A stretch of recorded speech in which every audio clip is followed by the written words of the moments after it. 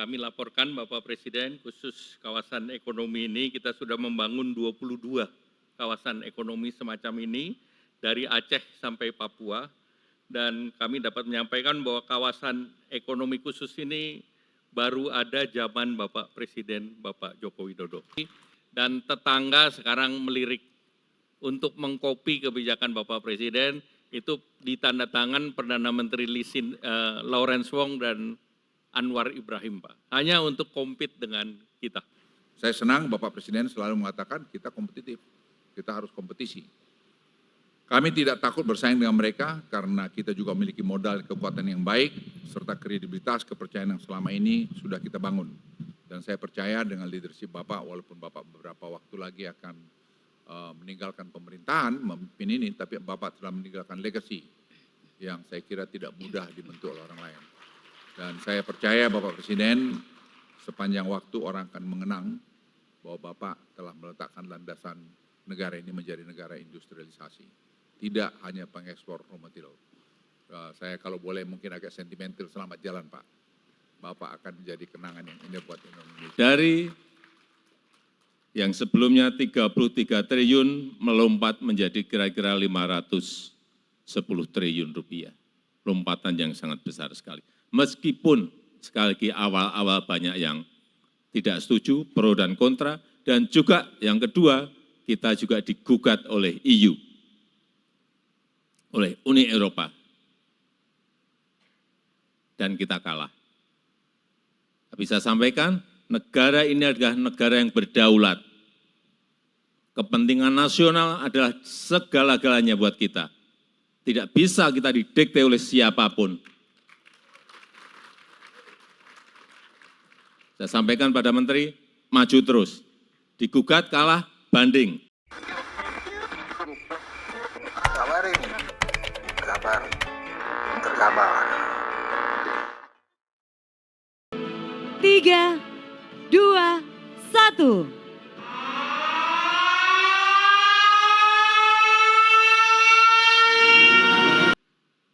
Puji syukur kita panjatkan puji kepada Allah Subhanahu wa Ta'ala, berkat rahmatnya kita hadir dalam peresmian pabrik PT BTR New Energy di kawasan ekonomi khusus Kendal.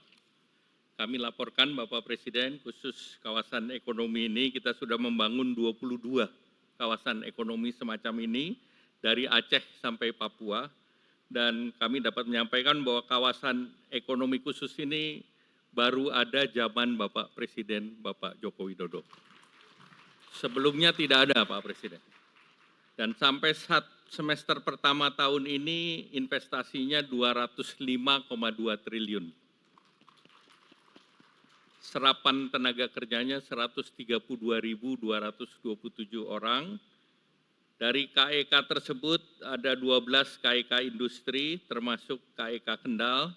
Dan kemarin arahan Bapak Presiden bahwa Batang pun kita akan buat KEK, Pak Menteri Investasi. Dengan kehadiran KEK Kendal, ini kontribusinya terhadap pertumbuhan di Kendal 42%, Pak Presiden. Dan per kapita income di Kendal sudah 52 juta per tahun dengan pertumbuhan 8%.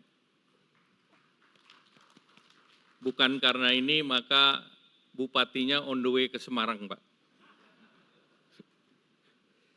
Nah, sejak ditetapkan di tahun 2019 KEK Kendal ini, sebelumnya kawasan industri, Pak, yang diresmikan Bapak Presiden bersama Bapak Lee Hsien Loong. Jadi ini bayinya Bapak nih, Pak.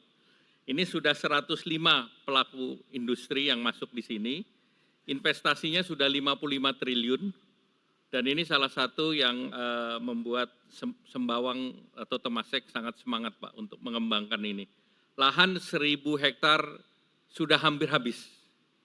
Sehingga akan ekspansi ke berikutnya 1.200. Nah tentu tinggal nanti fasilitas pelabuhannya Pak agar logistiknya bisa berjalan. Nah bersama dengan KEK Kendal, Pantura ini memang menjadi penggerak ekonomi di Pulau Jawa, 57%, Pak. Dan ini mengerek 50 juta jiwa dan kontribusinya 20%. Jadi luas kawasan industri keseluruhannya itu ada 36.000 yang masuk menjadi KEK ada 36.000 hektar, dari kawasan industri 77.000, jadi hampir separuhnya. Dan kemudian 2 KEK di Jawa yang besar, yaitu selain di Kendal, Gresik 81 triliun, tapi Gresik yang masuk besar-besar Pak. Jadi Freeport sendiri 58 triliun, Haliang dan yang lain, tetapi yang retail ini ada di Kendal. Dan di Kendal ada 4 industri tekstil Pak.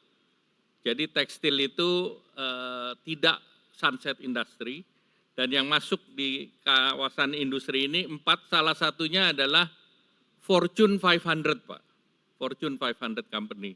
Dan masing-masing pabrik mempekerjakan 4.000 sampai 7.000 orang. Jadi masih menarik untuk labor intensif di kawasan ekonomi Kendal di Jawa Tengah. Nah tentu ini salah satu yang industri tercepat Pak, 10 bulan tadi Bapak melihat. Tidak ada Pak, termasuk di Cina pun tidak ada satu pabrik yang dibangun dalam waktu 10 bulan. Dan tadi minta direplikasi 2 kali lebih besar, sehingga ini juga targetnya 10 bulan. Tadi Mr. Chairman yang janji. Selanjutnya kami harapkan arahan Bapak Presiden, tetapi sekali lagi kami sampaikan bahwa kawasan ekonomi khusus berhasil menarik investasi, dan tetangga sekarang melirik untuk mengkopi kebijakan Bapak Presiden, itu ditandatangan Perdana Menteri Lawrence Wong dan Anwar Ibrahim Pak, hanya untuk compete dengan kita. Terima kasih, wassalamualaikum warahmatullahi wabarakatuh. Material. Tadi sudah dilaporkan oleh Pak Erlangga, proyek ini dibangun hanya 10 bulan, dari sejak perjanjian investasi ditandatangani Bapak Presiden di Tiongkok pada 2023 Oktober. Hari ini diresmikan. Dan ini sebenarnya merupakan satu ekosistem yang kita bangun, dan jadi kita makin yakin Pak Presiden dengan ekosistem yang sudah terbangun ini, Indonesia tidak bisa diabaikan lagi dari mana-mana. Dan ini saya kira yang coba dicontoh banyak negara sekarang ini. Tapi kita memang harus konsisten dalam 2 hal. Satu mengenai legal kita, yang kedua mengenai policy kita. Jadi policy itu jangan ada di overrule lagi, kita harus bisa konsisten. Karena itu yang menjadi sangat penting Bapak Presiden, dan juga kami pembantu-pembantu Bapak untuk melihat anoda adalah salah satu komponen utama dalam lithium baterai yang berperan sebagai sumbu negatif. Sementara nikel yang hilirisasinya telah dilakukan selama ini adalah membentuk komponen katoda yang berperan sebagai sumbu positif. Jadi tidak bisa, karena kita juga masalah tarif ke Amerika itu kita sudah dapat 25%, sehingga Amerika pun melihat bahwa Indonesia itu menjadi tempat ini menjadi import mereka yang terbaik. Sebagaimana kita ketahui, katoda tidak hanya berasal dari nikel, ada juga yang berasal dari fosfat dan besi, sebagaimana kita kenal sebagai lithium LFP atau lithium ferrophosphate. Namun apapun jenis katodanya, nikel atau LFP, tetap membutuhkan anoda agar lithium baterai dapat berfungsi. Dan ini sangat penting, sekali lagi Bapak Presiden kami laporkan, yang berkali-kali Bapak arahkan kita membangun ekosistem, ini bagian daripada ekosistem yang kita bangun. Inilah pentingnya investasi BTR, New Energy Material di Indonesia. Mereka adalah produsen anoda baterai terbesar di dunia dengan teknologi yang paling maju. Pabrik yang akan Bapak resmikan saat ini memiliki kapasitas 80.000 ton yang cukup untuk membuat 1,5 juta mobil listrik. Dan pada awal kuartal 4 tahun ini mereka juga mulai membangun fase kedua dan akan selesai 1 Maret 2025. Dan total kapasitas 160.000 ton. Dengan kapasitas ini Indonesia akan menjadi produsen anoda baterai nomor 2 terbesar di dunia. Dan pabrik ini menjadi yang terbesar di dunia sebagai pembanding pada Bapak saja. Jepang hanya memiliki kapasitas produksi anoda sebesar 10.000 ton. Dan Korea Selatan hanya 40.000 ton. Sementara itu pabrik terbesar di Tiongkok saat ini kapasitasnya adalah 100.000 ton. Jadi kita akan bisa melewati Tiongkok dalam beberapa waktu ke depan. Dengan adanya pabrik anoda baterai ini, ekosistem industri lithium baterai di Indonesia akan semakin lengkap. Dan sesuai tugas yang Bapak Presiden berikan kepada kami, kita tidak hanya akan mengembangkan lithium, baterai, tapi yang berbahan katoda, nikel, tapi juga katoda LFP dan pabrik LFP saat ini sedang dibangun Indonesia. LFP ini memang menjadi penting, walaupun LFP ini sebenarnya berpengaruh dengan cuaca yang ekstrim dingin maupun ekstrim panas. Oleh karena itu, tetap saja orang masih melihat lithium baterai itu pilihan yang terbaik saat ini. Bapak Presiden yang saya hormati, serta para hadirin yang berbahagia, keberhasilan kita untuk membangun hilirisasi dan mengembangkan ekosistem mobil dan baterai tidak lepas dari arahan Bapak Presiden dan konsistensi pemerintah dalam menjadikan aturan yang baik. Saya masih ingat betapa Bapak Presiden dulu memutuskan untuk kita memban ekspor nikel ore itu yang banyak sekali waktu itu pro-kon, tetapi Presiden saya ingat betul konsisten terhadap itu, karena waktu itu ekspor kita akan hilang kira-kira 1,5 miliar. Tapi Bapak Presiden dengan keputusan Bapak waktu itu, tahun lalu ekspor kita sudah hampir lebih dari 34 miliar dolar. Jadi angka yang sangat besar. Dan kita melihat kalau proses ini terus berjalan pada tahun 2027,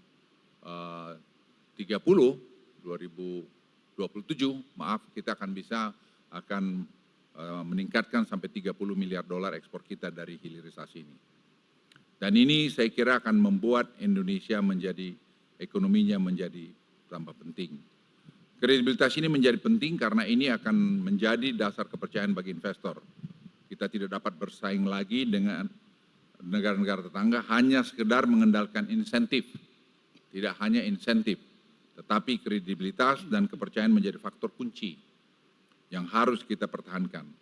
Kita akan memiliki pesaing dalam pengembangan KEK dari Johor dan Singapura, yang pada awal tahun ini akan ditandatangani Koridor Special Economic Zone, di mana Johor akan menyediakan lahan dan sumber daya energi yang kompetitif, di mana Singapura mendukung dengan kualitas SDM yang tinggi. Saya senang Bapak Presiden selalu mengatakan kita kompetitif, kita harus kompetisi. Kami tidak takut bersaing dengan mereka karena kita juga memiliki modal kekuatan yang baik serta kredibilitas kepercayaan yang selama ini sudah kita bangun. Dan saya percaya dengan leadership Bapak, walaupun Bapak beberapa waktu lagi akan meninggalkan pemerintahan, memimpin ini, tapi Bapak telah meninggalkan legacy yang saya kira tidak mudah dibentuk oleh orang lain. Dan saya percaya Bapak Presiden sepanjang waktu orang akan mengenang bahwa Bapak telah meletakkan landasan negara ini menjadi negara industrialisasi. Tidak hanya pengekspor raw material. Saya kalau boleh mungkin agak sentimental, selamat jalan Pak. Bapak akan menjadi kenangan yang indah buat Indonesia. Walaupun masih 2-3 bulan Pak Presiden, tapi saya kira acara penting semacam ini menurut saya sangat, buat saya pribadi sangat menyentuh. Karena saya ingat Pak di depan pintu masuk istana di yang belakang Bapak firm untuk menyangkut kita memban ekspor nikel ore, dan itu merupakan tantangan. Kita kehilangan 1,5 miliar waktu itu, 1 miliar sekian, tapi sekarang buahnya kita lihat Pak, kita disegani, dihormati, dan teknologi kita tambah bagus, dan ekspor kita akan meningkat. Jadi saya yakin dalam kurun waktu yang tidak lama, ekspor kita dalam turunan hilirisasi ini, Bapak Ibu sekalian akan meningkat sangat signifikan. Dan lebih dari itu, tidak ada orang menganggap enteng lagi Indonesia, bahwa Indonesia ini bisa diatur-atur oleh siapapun. Indonesia negara besar, negara yang punya karakter, negara yang bisa mengatakan ya, dan negara yang bisa mengatakan tidak. Oleh karena itu, kita semua pembantu Presiden harus betul-betul mengantar semua, mengawal semua aturan-aturan peraturan ini dengan baik. Kita harus menjaga kredibilitas Bapak Presiden yang sudah dibangun selama 10 tahun. Kita semua pembantunya harus bahu-membahu melakukan ini dan saling mengingatkan untuk kita tidak mengkhianati ketentuan atau kredibilitas yang sudah dibuat Bapak Presiden. Itu Bapak Presiden dari saya, dan saya sekali lagi rasa hormat pada Bapak, karena Bapak telah memimpin kami, paling tidak dari saya sendiri selama 10 tahun yang pernah berada di bawah Bapak, dan masih ada 2-3 bulan ke depan. Tapi saya yakin sekali lagi, hakul yakin bahwa apa yang sudah Bapak letakkan ini akan menjadi landasan buat kita semua. Sekian. Sekian, terima kasih. Wassalamualaikum warahmatullahi wabarakatuh.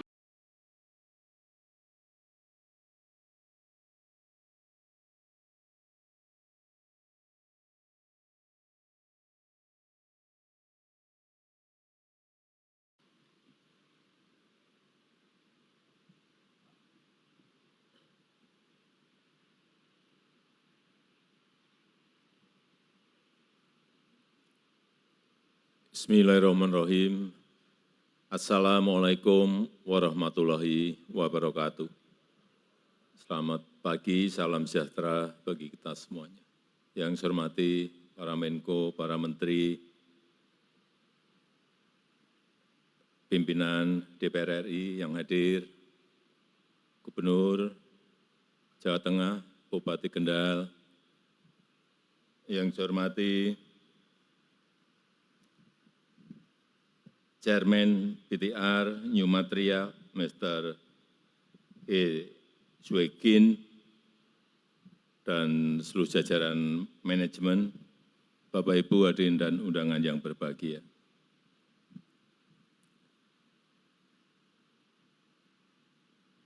Rencana yang sudah kita putuskan beberapa tahun yang lalu untuk membangun sebuah ekosistem besar kendaraan listrik, satu per satu mulai kelihatan nyata dan betul-betul sudah ada di negara kita Indonesia. Dimulai dengan nikel yang kita stop ekspor raw materialnya di tahun 2020, dan saat itu banyak yang menentang dari dalam negeri sendiri, karena kita pada saat awal kehilangan kurang lebih 1,5 billion US dollar atau 20-an triliun rupiah.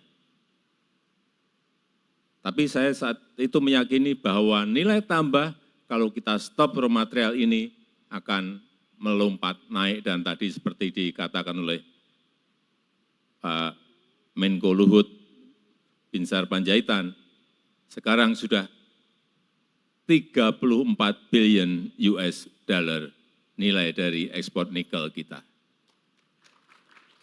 Dari yang sebelumnya 33 triliun melompat menjadi kira-kira 510 triliun rupiah. Lompatan yang sangat besar sekali. Meskipun sekali lagi awal-awal banyak yang tidak setuju, pro dan kontra, dan juga yang kedua, kita juga digugat oleh EU, oleh Uni Eropa, dan kita kalah. Tapi saya sampaikan, negara ini adalah negara yang berdaulat. Kepentingan nasional adalah segala-galanya buat kita. Tidak bisa kita didikte oleh siapapun. Saya sampaikan pada Menteri, maju terus. Digugat, kalah, banding. Nanti enggak tahu, kalah lagi, tapi kita sudah punya industri ekosistem besar dari EV maupun EV baterai. Sudah kita miliki. Jadi yang kita impikan sebuah ekosistem besar kendaraan listrik yang kuat dan terintegrasi satu persatu mulai kelihatan. Smelter nikel dan turunannya di Morowali, di WDB, dan di lokasi-lokasi lainnya sudah mulai berjalan. Yang kedua, di bulan Agustus ini dan September nanti smelter dari PT Freeport dan juga PT Aman di Sumbawa dan di Gresik juga sudah akan berproduksi. Yang ketiga, smelter boksit yang ada di Mempawah, Kalimantan Barat, saya kira bulan ini atau bulan depan maksimal juga sudah akan mulai percobaan produksinya. Sehingga kalau semuanya jadi, sekali lagi, ekosistemnya akan terbangun, kita akan bisa masuk ke global supply chain. Yang itu akan memberikan nilai tambah yang besar, baik masalah rekrutmen tenaga kerja maupun terhadap pertumbuhan ekonomi kita. Saya sangat menghargai kecepatan pembangunan pabrik ini. Baru 10 bulan yang lalu kita tanda tangan di Beijing, tahu-tahu pabriknya sudah jadi. Ini yang namanya kecepatan. Dan bolak-balik saya sampaikan, negara yang cepat akan mengalahkan negara yang lambat. Dan kita sekarang sudah menjadi negara yang cepat.